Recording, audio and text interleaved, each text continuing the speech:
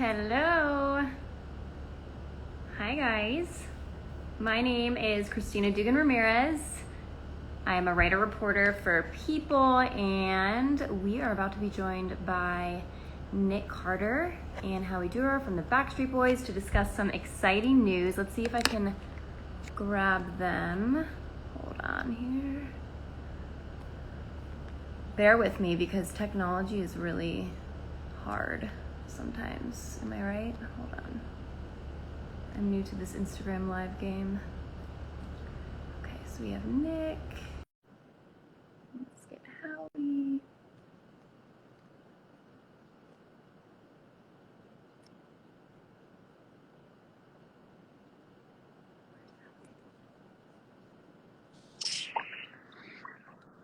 What's up? Hey Nick, how are ya? Good. Wait, are we live? We're live. Hey, how do I do because I got this green screen. We just did like an interview with ET, but this is definitely not attractive. I'm kind of into I'll it. walk out. I'm kind of into it. It's fine. It's cool, right? It's cool. Let's see if I can get Howie. I'm having trouble finding Howie. Let's see here.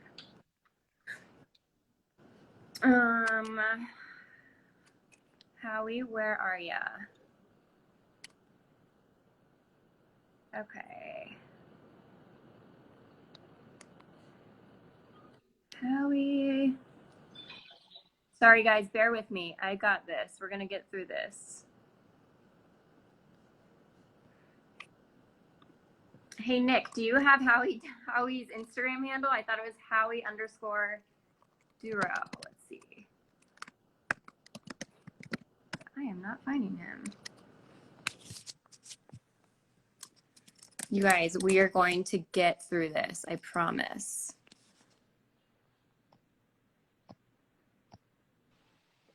Woo! It's a reason in Vegas, I'll tell you that. Okay, so I'm in Phoenix. So you have that. Is it raining over there? So it was raining like last night, and it was funny because I put the hot tub on, and all of a sudden I had like my daughter and son in there, and the wife as well, and then all of a sudden this freezing cold rain just came out of nowhere, and it was like wind shear, like just frostbite. It was so cold, and then we woke up this morning, and there was snow on all the mountains, and it's funny because it snows in Vegas, like it's crazy.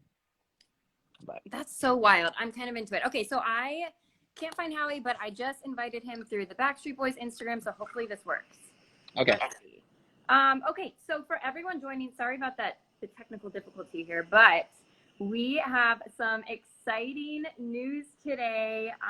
Do you want to break the news? I mean, the news is already out there, but for everyone who doesn't know. Yes, the news broke. We are back in Vegas. I'm in Vegas, but Backstreet Boys are back in Vegas. And we have some shows at the Coliseum coming up this April. So we are extremely excited to get back to work, to get back to just entertaining people again. It's been 2 years since we stopped our DNA World Tour. We had to stop right in the middle. We were down in South America, in Brazil, and we were getting ready to play for it was like 50,000 seat stadium. Yeah. And we got the phone call, and everyone was like, listen, you need to get back across the border, or you're going to kind of be stuck because the pandemic and everything kind of exploded. So we had this incredible run with this DNA World Tour. We'd like to say one of the best shows that we put on since Millennium and Black and Blue and all those shows. And I mean, it was huge. I mean, production was like incredible, and like dancing and lights and all these stuff. And it just kind of had to be put on pause. And so now we're excited it's sort of like, I'd say Vegas would be like a celebration kickoff to that DNA World Tour starting again.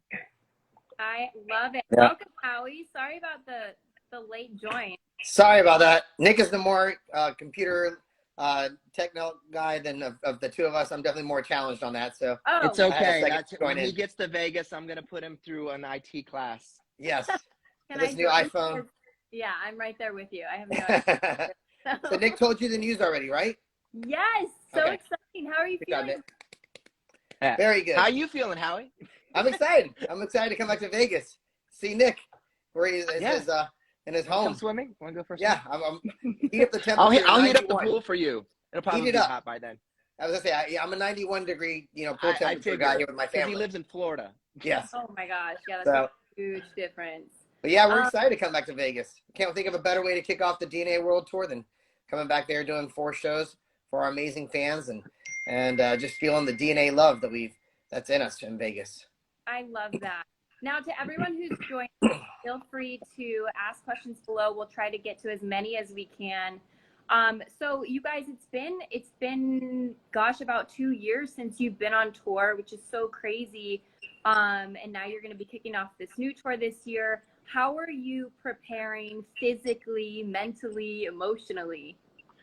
So well, let me just take that question real quick because and you can answer too, Howie, because we're all gonna have to be in shape. I like to say we can't be fat street boys dancing and singing on stage. Definitely not. It just doesn't work. So I literally am intermittent fasting right now. First of all, at the height of the pandemic, I got up to, I think it was like 225 pounds. Mm-hmm. And my weight on the road when we're performing and dancing was like maybe 195, 200. Now I'm down to like 210. I got another 10 pounds to get down to the weight that I was at when we were dancing and performing and singing. So really, it's just like dancing, cardio, walking, hiking, MMA, extreme couture out here in Vegas for me, dieting, exercising, all those things. So that's kind of like just, it's time to get back. We got what, like 2 months, less than 2 months before the show, Howie? Oh yeah. And Nick's so true. It's funny because we all have an ongoing joke that we have to be on work on tour, because if not, we turn into fat street boys.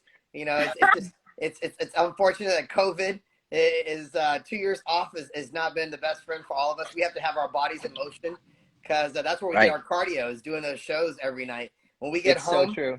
We can't have too much time off because then all of a sudden we start indulging in all the extra foods and the cardio's not there. So we have to. We're like horses. We got to keep on staying on the track and keep going. It's so true. I've been to your shows, and I will say that the energy level is next level. Like, you guys are constantly going for a good 2 hours, which is crazy. Definitely. I love that. So you guys are obviously, you're all family men now. You have Nick, you have little tiny ones running around. Some are preteens, some are teenagers. But are you guys planning on having your families join the tour, maybe a few shows? Absolutely. Yeah, I mean, I think, in Vegas, Nick will be there, so he'll have his family right there. I'm sure some of us will be bringing our families out. The second weekend is Easter weekend and stuff like that, so I'm sure there'll be a lot of families out there. But, we go on tour, especially in the summertime. We're blessed that we all are able to take our families out when they're out of school, and we all have our own buses because we need our own buses now with all the family members to have enough space for everybody. But it's fun. It turns into like the National Lampoon's Family Vacation out there in the summertime. And then a lot of times we bring our kids over to Europe where we have buses as well. And our kids, Nick's kids and my kids, they're at the ages where they're in preschool and stuff like that, but they're learning history, of these places that, they're studying their books and stuff like that. And so it's an awesome experience to be able to bring our kids out and to relive some of those exciting moments through their eyes that we've been able to blessed to experience for the past almost 30 years. I think I'm gonna be in a bit of trouble because all my kids go to school in Vegas, and so I'm not gonna get any time off, and I'm still gonna have to be driving them to school every single morning and doing the daddy duties. So, like, on one hand, I'm excited that we're gonna be in Vegas and doing this stuff, but it's just, again, we're entertainers, and that's our livelihood. But I like to say now, I mean, we're fathers and husbands first. So absolutely. Nick, I know your little ones are still pretty tiny, but has your son kind of like, does he understand what dad does for a living? Does he understand? First of all, he doesn't care, and I love that. I absolutely love that. It's we one little thing happened the other day, and we were I was in the bathroom, I was giving the kids baths, and And then he started singing, he's like, "Oh, you people, can't you see?" Oh. I'm like, "Where did you hear that?"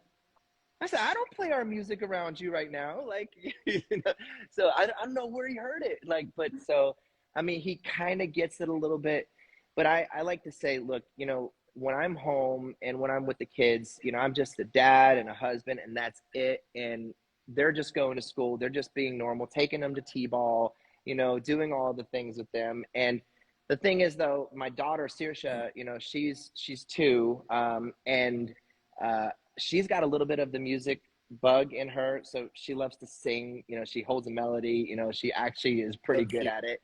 And so when we go to we would do our show here at the Coliseum, I'm gonna probably try to bring her like to one of the shows, because I just want to see her reaction.